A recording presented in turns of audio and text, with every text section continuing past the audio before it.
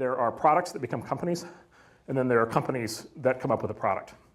And one of the interesting things you see over the years is that many of the most successful technology franchises were products first, way before they ever became companies. And so just in my own experience, Netscape was a research project, was based on a research project at University of Illinois that we had worked on for 3 years prior. And in fact, the team had come together at Illinois before we started Netscape.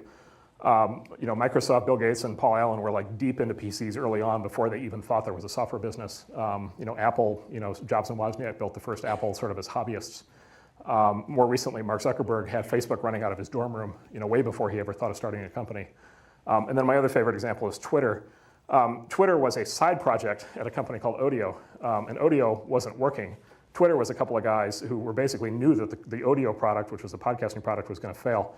And so they were frustrated and unhappy, and so they started the side project Twitter, and it just started to take off. And so the product that becomes a company is a really good template.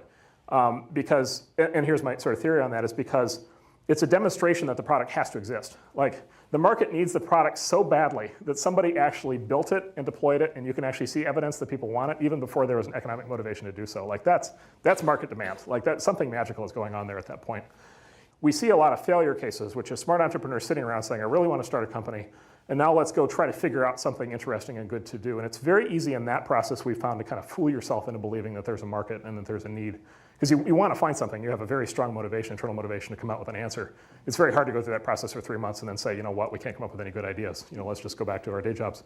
Moral of the story is it has to be a really good idea. That often will be an idea that is pre-existing at the time you decide to start a company. And if it isn't, be really careful, because you're walking on sharp rocks at that point with a high risk of falling, off the cliff into the ocean.